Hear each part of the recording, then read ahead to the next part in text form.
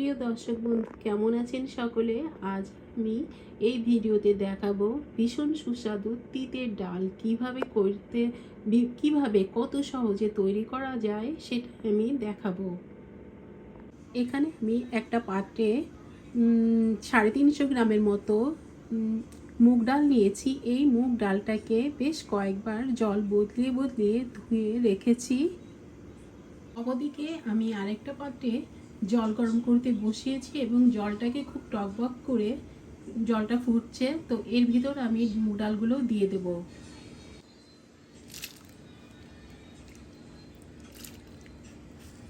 ডালটা আমার পছন্দ মতো সিদ্ধ হয়ে গিয়েছে।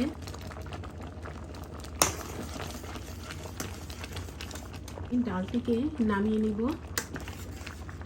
এখানে আমি 4 পিস করলা উচ্ছে নিয়েছি। এখানে আমি বেশ কিছু করলা উচ্ছে কেটে নিয়েছি।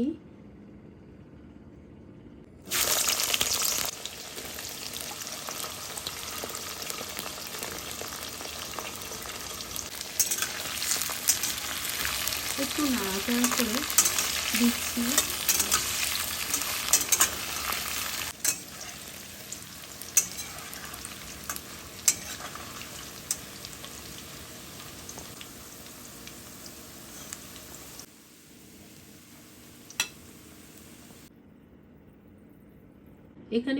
এখানে নিয়েছি জিরা, কাঁচা মরিচ, কিছু আদা কুচি করে নিয়েছি, লবণ, হলুদ, শুকনো মরিচ, ঘি, একটা ভাজা মশলা।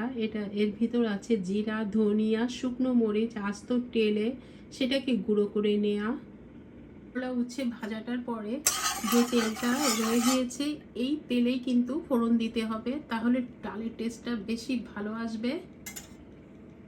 এই জন্য আর কি যখন করলা উচ্ছে ভাজা হবে তখন আর কি তেলের পরিমাণটা একটু বুঝে দিতে হবে, যাতে করে ওইটা দিয়েই ফোড়ন দেওয়া যায়। তো এখন আমি ওই তেলের ভিতর দিচ্ছি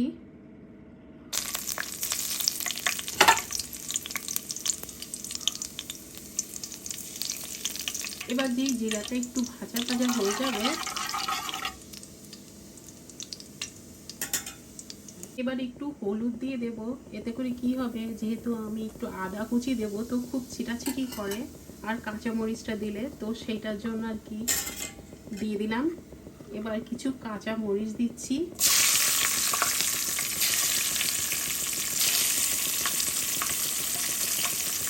এবার কিছু আদা কুচি দিচ্ছি। এবার আগে থেকে তৈরি করে রাখা ডালটিকে দিয়ে দেব।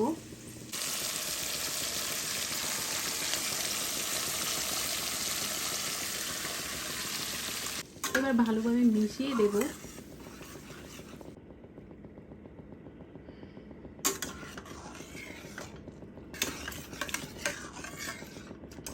এবার ওই ডালের ভিতরে একটু জল দিয়ে দেব, যেহেতু ঘন খুব মনে হচ্ছে।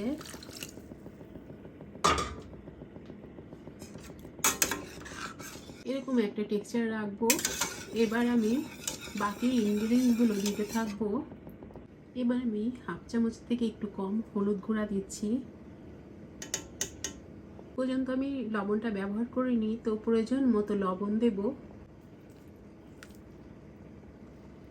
একটু শুকনো মরিচের গুঁড়া দেব।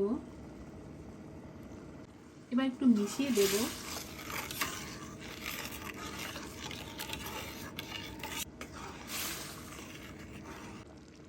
ডালটা ফুটে গিয়েছে, তো এবার উচ্ছেগুলোকে অ্যাড করব।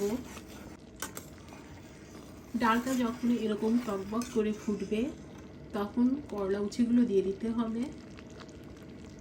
এবার আমাদের ভেজে রাখা উচ্ছেগুলো দিয়ে দিচ্ছি।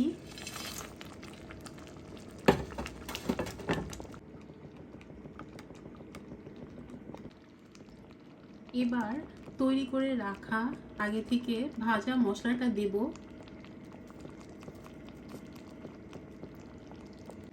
এবার উপর থেকে 1 চামচ ঘি দিয়ে দেব। এবার সব উপকরণগুলো একটু মিশিয়ে দেব।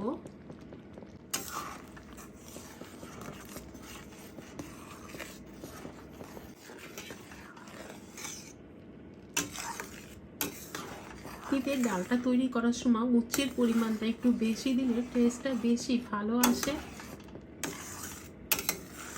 তৈরি হয়ে গিয়েছে আমার তিতের ডাল। এটা আমি এখন আপনাদের পরিবেশন করে দেখাচ্ছি।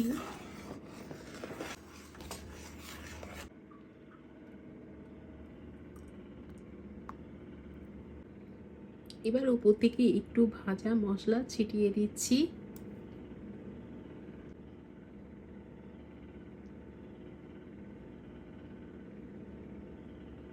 এই তিতের ডালে যে ভাজা মশলাটা দিয়েছি, ভাজা মশলাটা দেওয়ার কারণে তিতের ডালের টেস্টটা অনেক বেড়ে যাবে।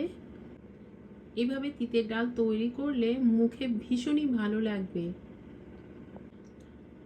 আমার এই রেসিপি আপনাদের কেমন লাগলো কমেন্ট করে জানাবেন। ভালো লাগলে একটা লাইক করবেন। সকলে খুব ভালো থাকবেন। দেখা হবে আমার অন্য ভিডিওর সাথে। আজ এই পর্যন্ত, বাই।